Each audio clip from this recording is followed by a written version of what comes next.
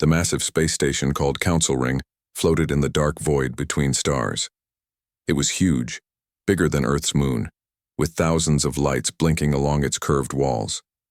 Inside the station, representatives from 47 different alien species made decisions that affected the entire galaxy. They had been doing this for over 3,000 years. Captain Jake Morrison stood at the window of his ship, looking out at the council ring.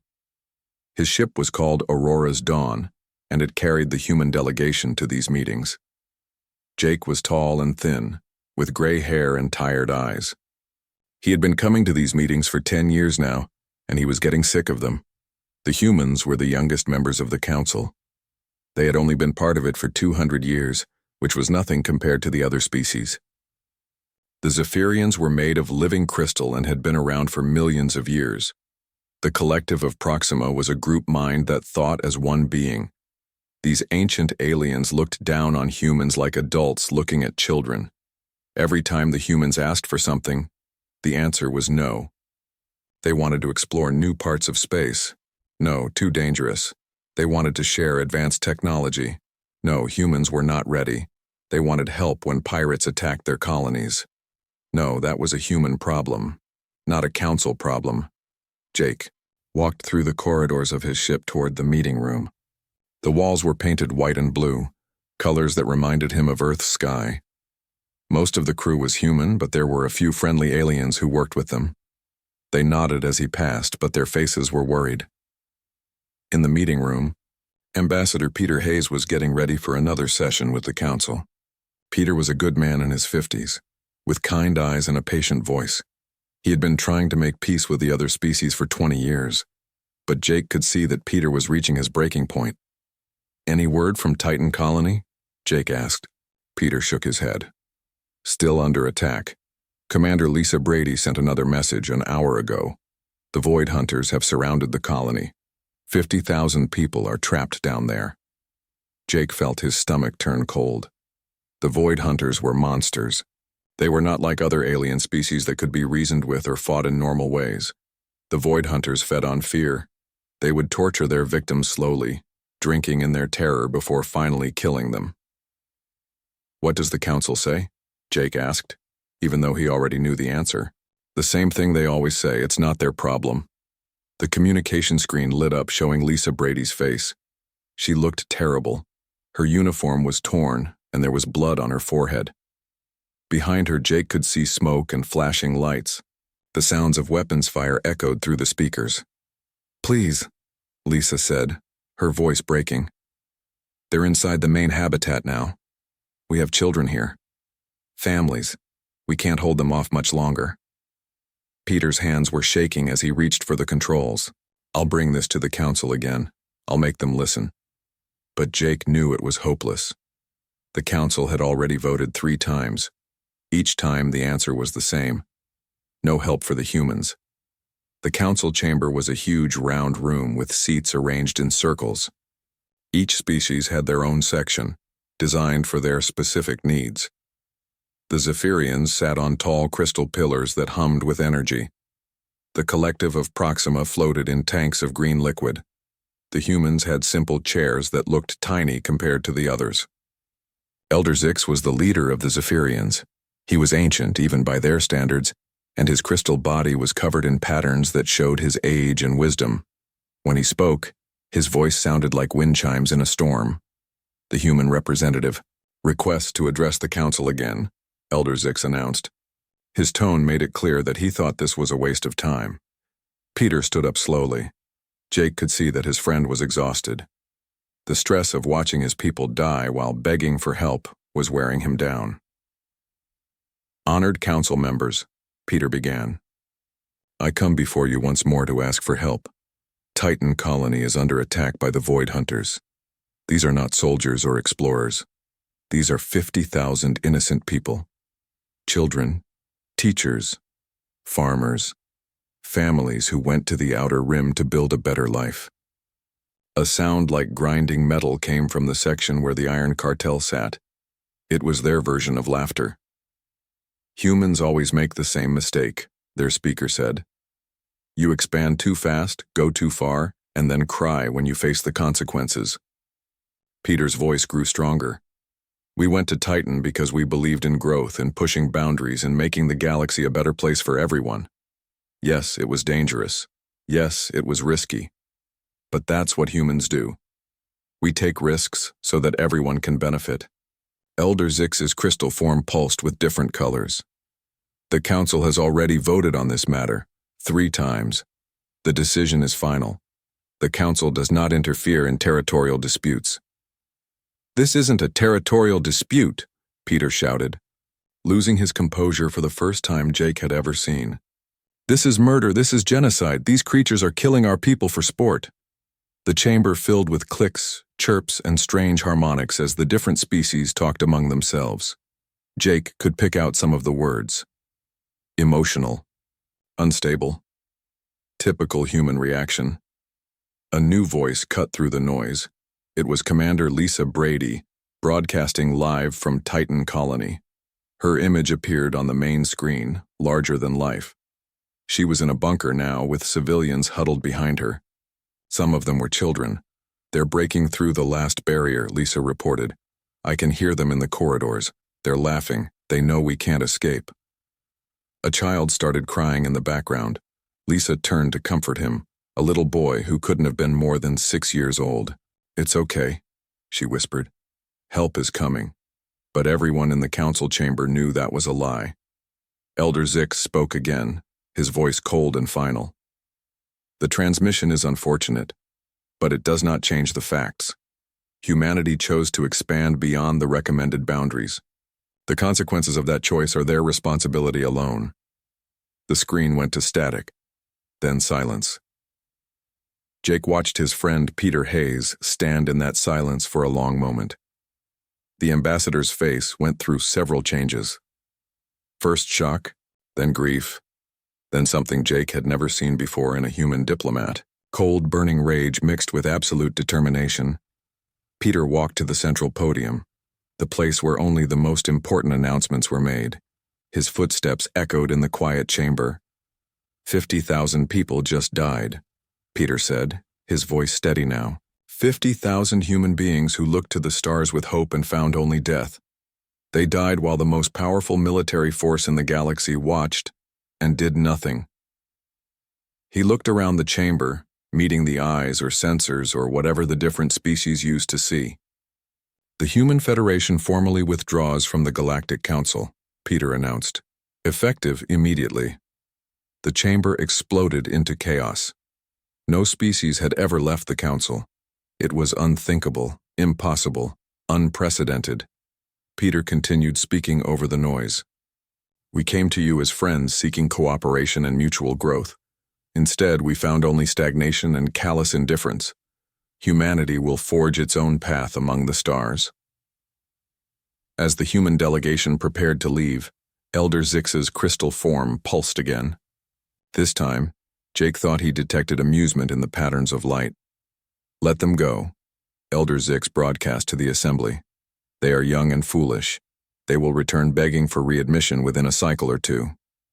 But Jake Morrison, looking at his friend Peter Hayes, knew that Elder Zix was wrong. Humanity had tried to work within the system. They had been patient, diplomatic, and reasonable, and in return they had been ignored while their people died. Now they would try something different, something the galaxy had never seen before. As the Aurora's dawn pulled away from Council Ring, Jake took one last look at the massive station. He wondered if he would ever see it again. More importantly, he wondered if the Council would survive what was coming next. Behind them, 50,000 graves on Titan Colony stood as silent witnesses to the day humanity decided to walk alone among the stars. 3 years had passed since the humans left the Council. Admiral Kevin Ross stood on the bridge of his warship staring out at the empty space lanes that used to be filled with human cargo ships. Kevin was not human. He was a Zephyrian. His body made of living crystal that changed colors with his emotions. Right now, his crystal form was pulsing with dark blue, which meant he was worried. The trade routes were dying. For hundreds of years, human ships had carried goods between the outer worlds and the inner council territories. Human pilots were the best in the galaxy. They could navigate asteroid fields that would destroy other ships. They could make jumps through hyperspace that other species thought were impossible. Their ships were faster, more efficient, and more reliable than anything else in space. Now those ships were gone. All of them. Kevin's ship, the Crystal Spear, was patrolling the Meridian sector. This area used to be one of the busiest in the galaxy. Human freighters would come through here every few hours, carrying everything from rare metals to exotic foods. The humans had built space stations here, refueling depots, repair facilities, and trading posts. Now there was nothing but empty space and abandoned stations. "Admiral," his communications officer called out. "We're getting another distress signal from the Kepler system." Kevin sighed. The Kepler system was home to the Benthic Collective, a species of squid-like beings who lived in the oceans of their water worlds. They were peaceful traders who had depended on human ships to carry their products to market.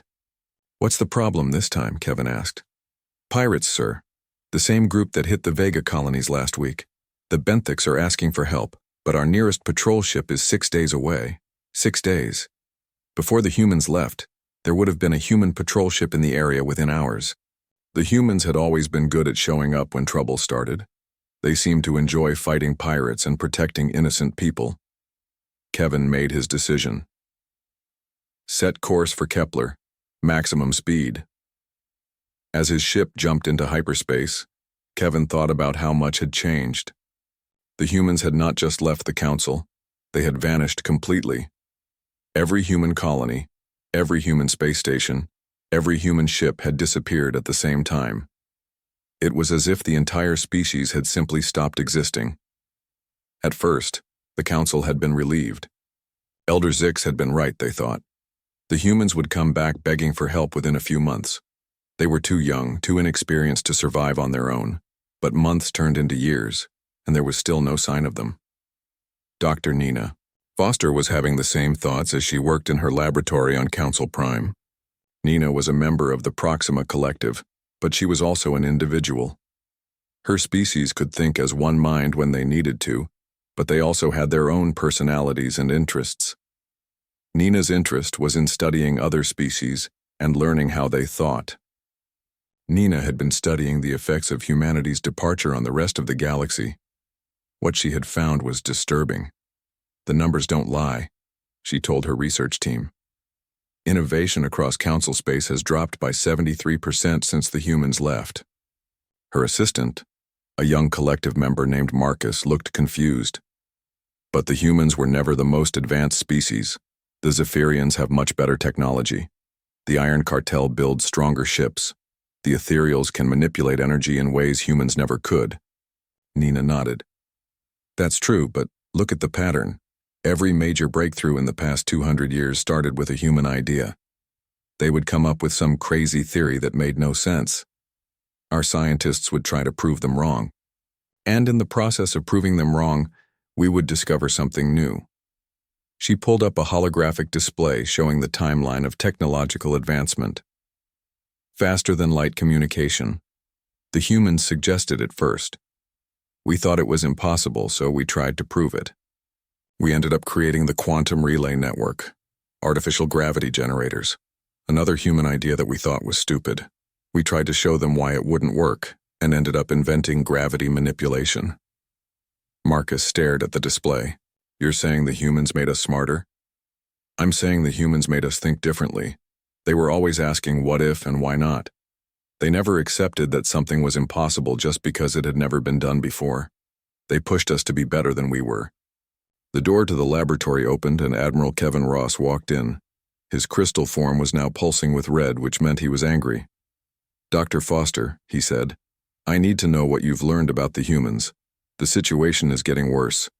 Nina gestured for him to sit down, then realized that Zephyrians didn't sit.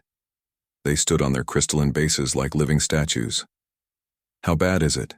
she asked. Kevin's colors shifted to a deep purple. "The Void Hunters are back. They've attacked 12 systems in the past month. Without human patrol fleets helping us, we can't respond fast enough. They hit a target, feed on the terror of the population, and disappear before we can get there." Nina felt a chill run through her collective consciousness. The Void Hunters were the reason the humans had left in the first place. They had destroyed Titan Colony while the Council watched and did nothing. There's more, Kevin continued. The Andromeda Gate is failing. This was the worst news yet. The Andromeda Gate was humanity's greatest gift to the Council. It was a massive portal that allowed instant travel across the galaxy. Without it, trips that took hours would take months. The gate was built using human engineering, Nina said. It needs constant adjustments to maintain the quantum resonance patterns. Only human engineers understood how to keep it stable. Kevin's crystal form flickered with different colors as he processed this information. Can we learn to maintain it ourselves? Nina shook her head. We've been trying for 3 years. The mathematics are beyond us. The humans built the gate using principles we don't fully understand. It's like trying to repair a watch when you don't know what a gear is. Across the galaxy, similar conversations were happening. Captain Roy Martinez of the Council Defense Force was discovering that his mixed-species crews couldn't function without human officers. The humans had always been the ones to come up with new tactics, to think outside the box when facing unusual enemies. The ethereals, who could manipulate energy with their minds, found that their power stations were becoming less efficient. Human engineers had designed most of the modern power grids, creating systems that worked better than anything the ethereals had built themselves. The Iron Cartel, who prided themselves on building the strongest ships in the galaxy, discovered that their newest vessels were falling apart. Human metallurgists had developed new alloys that the cartel had adopted without understanding how they worked. Elder Zix called an emergency session of the Council. For the first time in his million-year lifespan, the ancient Zephyrian was afraid. His crystal form was cycling through colors that other species had never seen before. We must contact the humans, he announced to the assembled representatives. Their absence is causing systemic failures throughout Council space. A delegate from the Proxima Collective spoke up. We have tried to contact them. Every attempt has failed. Their home systems are empty. Their colonies are abandoned. It's as if they never existed. That's impossible, Elder Zix replied. A species of 60 billion individuals doesn't just disappear. But the evidence was undeniable. Every human world was empty. Not destroyed, not abandoned in a hurry, but completely empty. There were no bodies, no signs of struggle, no indication of where they had gone. The humans had simply vanished. Dr. Nina Foster presented her findings to the emergency session. We believe the humans may have found a way to leave our galaxy entirely. Perhaps they discovered faster than light travel that we don't understand. Perhaps they found a way to another dimension. The chamber fell silent. The idea that the humans, the youngest and supposedly least advanced species in the Council, had achieved something beyond the understanding of ancient civilizations was hard to accept. But as the days passed and the failures mounted, it became clear that humanity's departure had left a hole in the galaxy that could not be filled. They had been more than just another species. They had been the spark that kept the fire of progress burning. Without them, the universe was growing cold and dark. Strange reports began coming in from the outer territories. Ships were disappearing, only to reappear years later with crews who had aged decades in what felt like minutes. Entire planets were flickering in and out of existence. The Void Hunters were becoming bolder, attacking systems that had been safe for centuries. It was as if the fabric of space itself was coming apart, and somewhere in the empty void where Earth used to be, the silence seemed to mock the Council's arrogance. They had dismissed the humans as young and foolish. They had let them walk away without a second thought. Now they were beginning to understand that the humans had been holding their universe together, and without them, everything was falling apart. The question was, could they find the humans before it was too late? And if they did find them, would the humans be willing to help the species that had turned their backs on them when they needed it most? The answers lay somewhere beyond the stars, in whatever impossible place humanity had gone. But first, the Council would have to admit something they had never admitted before. 2 more years had passed, and the galaxy was getting worse every day. Commander Alex Stone piloted his small scout ship through what used to be the Sol system, where Earth and all the human worlds had once been. Alex was a Meridian, a species, that looked almost like humans but had silver skin and large black eyes that could see in many different kinds of light. Alex had volunteered for this mission because he had worked with humans before. He liked them. They were friendly and curious, always asking questions and trying new things. When the humans disappeared, Alex felt like he had lost good friends. Now he was flying through empty space where a whole solar system should have been. Earth, Mars, Jupiter, the sun itself. Everything was gone. Not destroyed, not moved, just completely absent. There wasn't even dust where the planets used to be. This is impossible, Alex said to himself, checking his instruments again. The readings were clear. There was nothing here. No gravity wells, no radiation, no sign that anything had ever existed in this part of space. Alex's ship detected something small floating in the void. As he got closer, he saw it was a space station. The words, Europa Station, were painted on its side in human letters. This had been a research facility that orbited Jupiter's moon Europa. Alex docked with the abandoned station and went inside.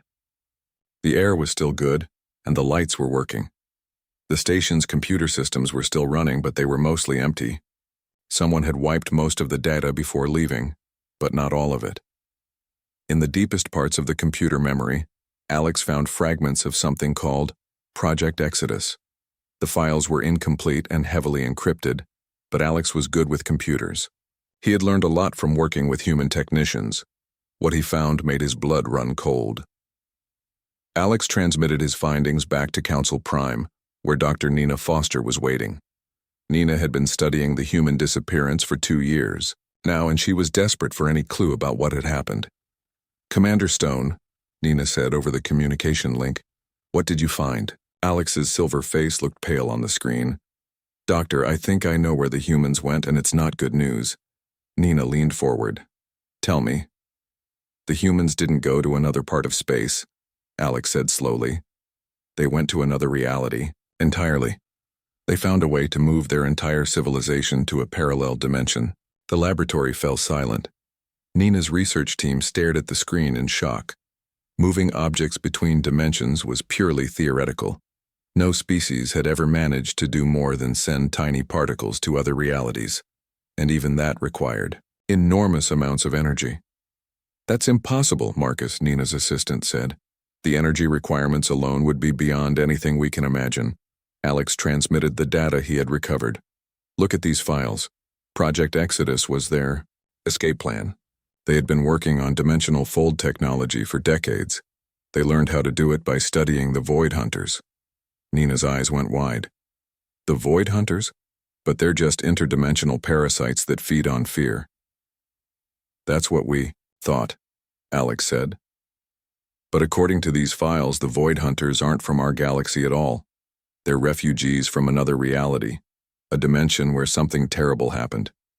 The humans figured out how the Void Hunters travel between dimensions, and they used that knowledge to build their own escape route. The implications were staggering. While the Council had been focused on managing the known galaxy, humanity had been preparing to abandon it entirely. They had achieved something that the most advanced species in the Council considered impossible. But there was more bad news. "Doctor," Alex continued, "the dimensional barriers between realities are breaking down. The humans' exodus created cracks in the fabric of space-time. Those cracks are spreading." Nina felt her collective consciousness recoil in horror. "How bad is it?" "Bad," Alex said. "The strange phenomena we've been seeing across the galaxy, ships disappearing and reappearing, planets flickering in and out of existence, the increasing Void Hunter attacks, it's all connected. Reality itself is becoming unstable." Over the next few weeks, the evidence mounted. Strange things were happening throughout Council space. On the world of Kepler 62b, an entire city had vanished for 3 days, then reappeared with everyone inside aged by 20 years. They remembered living those 20 years in a place that wasn't quite real, where the sky was the wrong color and gravity worked differently. Captain Roy Martinez reported that his patrol ships were encountering vessels from other dimensions.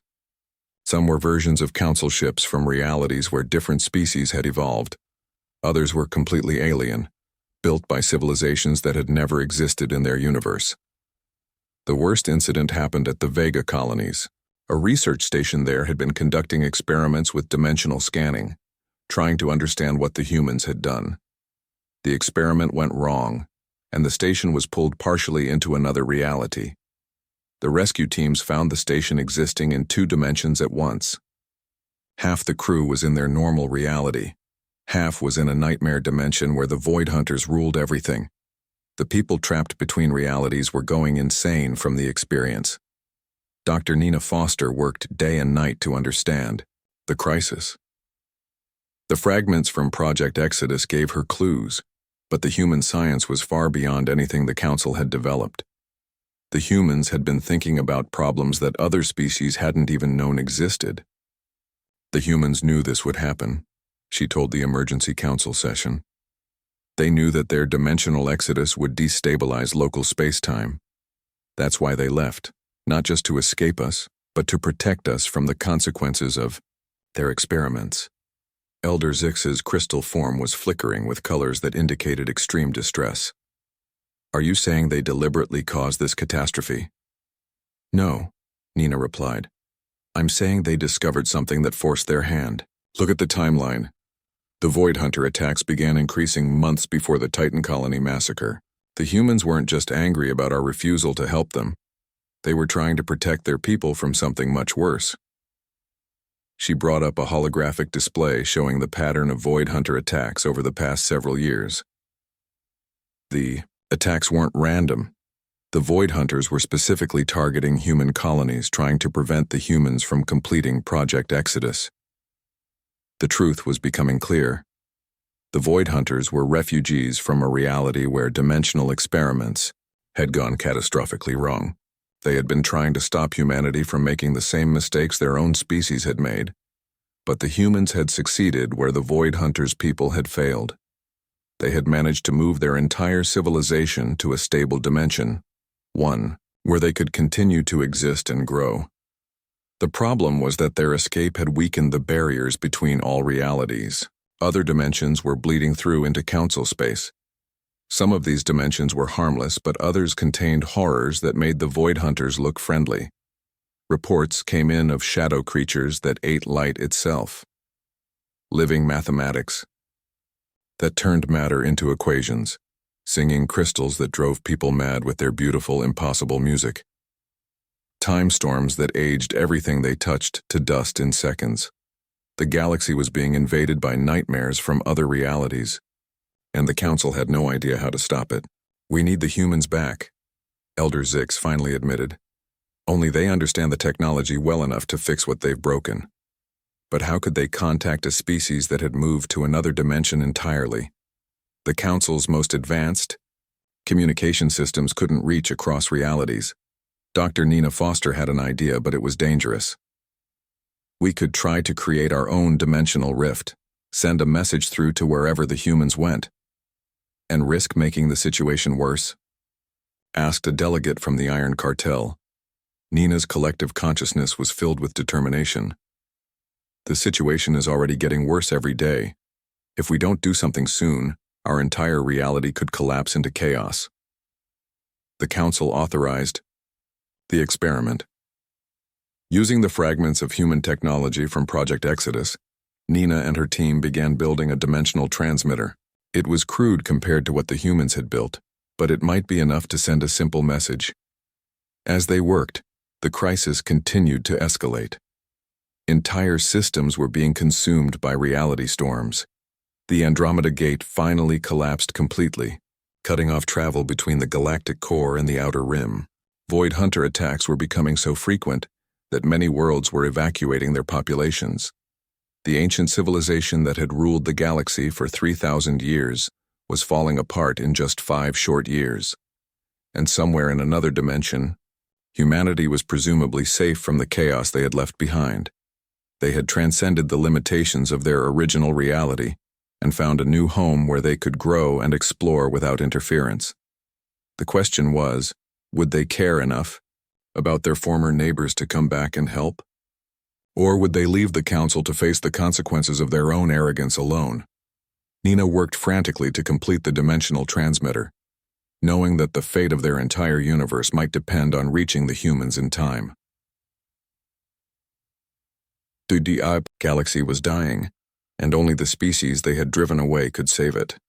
Dr. Nina Foster was working on the dimensional transmitter when every screen in her laboratory suddenly lit up. The message came through all communication channels at once, broadcasting to every world in council space simultaneously. A woman appeared on the screens. She was human, but something was different about her. Her eyes seemed to see more than they should, and when she moved, there were brief moments where she seemed to exist in more than one place at the same time. "This is Admiral Beth Carter of the Human Dimensional Fleet," the woman said. Her voice was calm but filled with power that made the air itself vibrate. "We know you're in trouble. We're coming back." Nina dropped the tools she was holding. Around her, the laboratory staff stood frozen, staring at the impossible transmission. Behind Admiral Carter, through massive windows that bent reality around them, they could see ships that hurt to look at. The vessels seemed to exist in multiple dimensions at once, their hulls shifting between solid matter and pure energy. "We left to protect ourselves," Carter continued. "But we also left to protect you.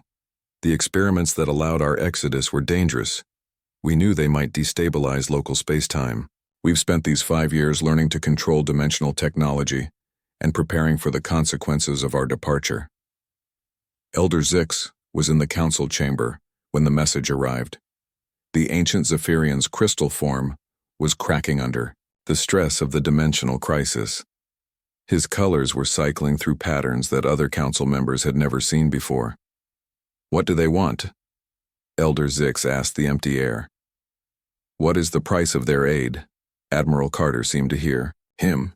Even though that was impossible, she smiled, and that smile somehow conveyed both warmth and terrible power. "There is no price," she said. "Humanity doesn't abandon its neighbors, even neighbors who abandoned us. We're returning to help stabilize the dimensional barriers and deal with the entities pouring through the cracks." The first human ships began to appear throughout council space. They didn't arrive through hyperspace or wormholes. They simply materialized out of nothing, phasing from one reality into another like ghosts becoming solid.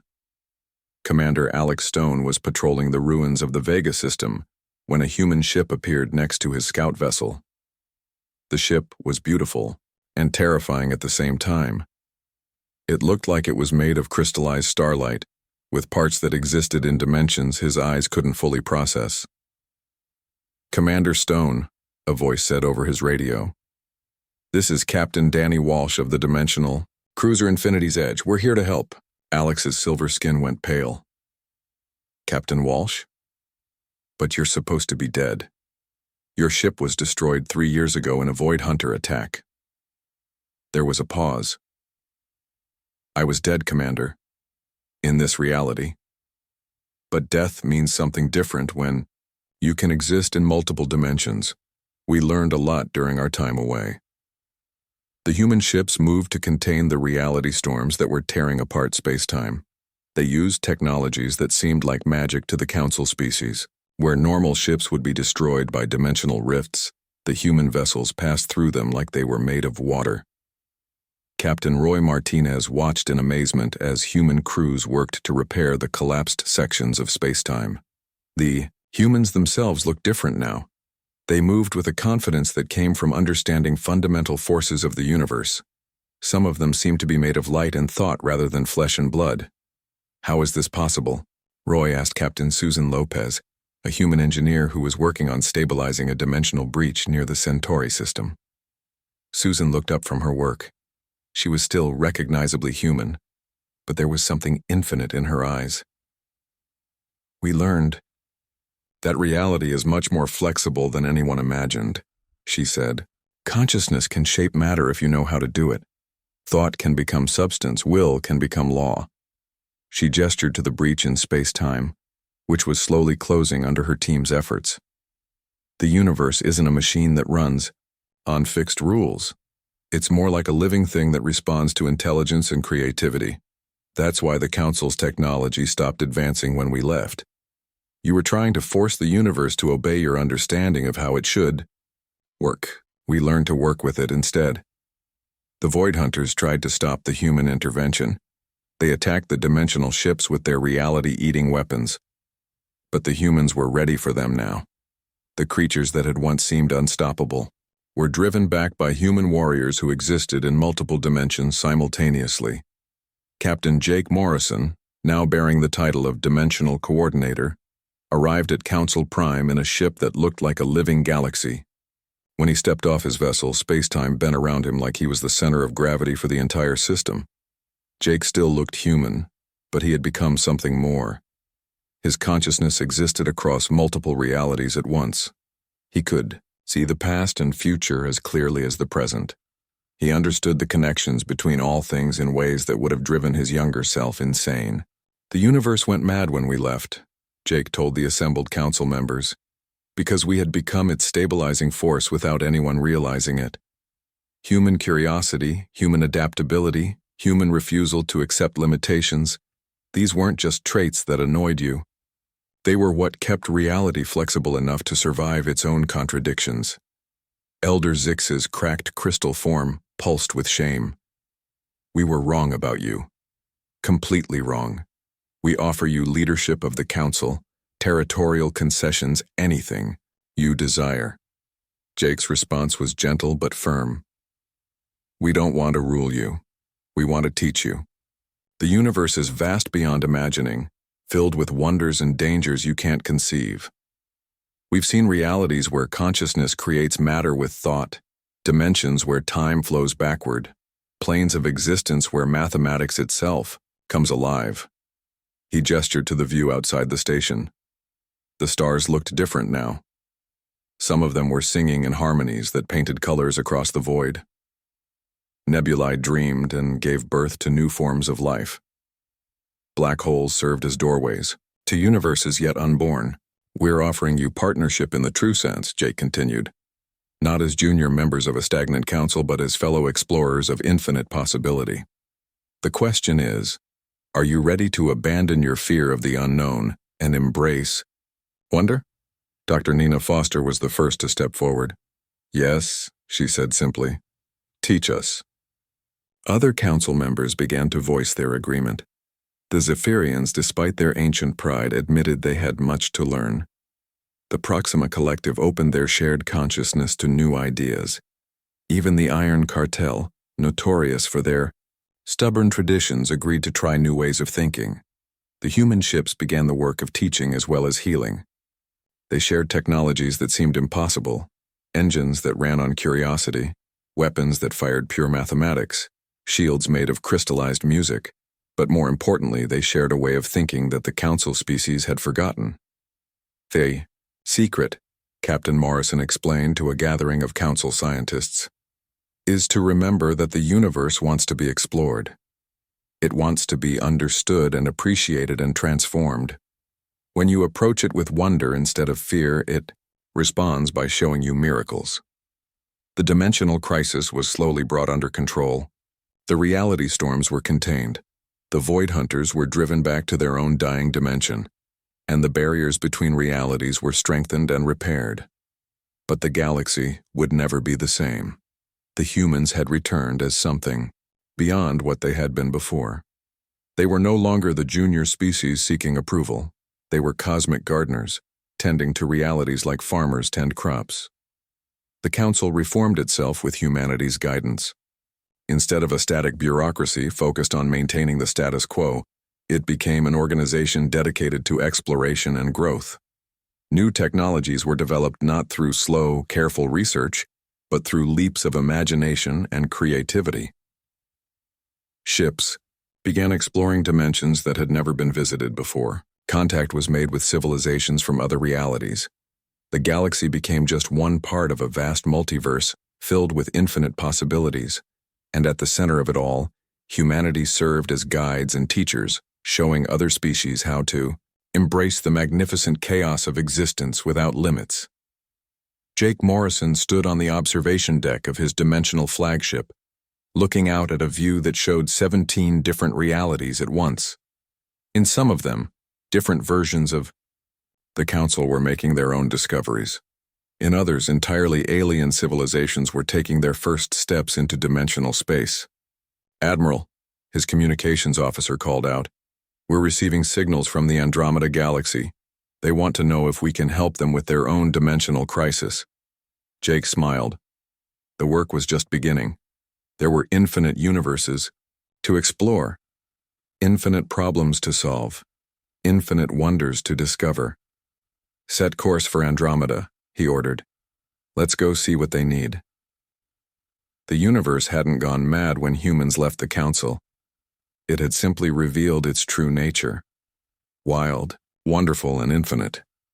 And now, finally, all of its children were ready to embrace that magnificent madness together.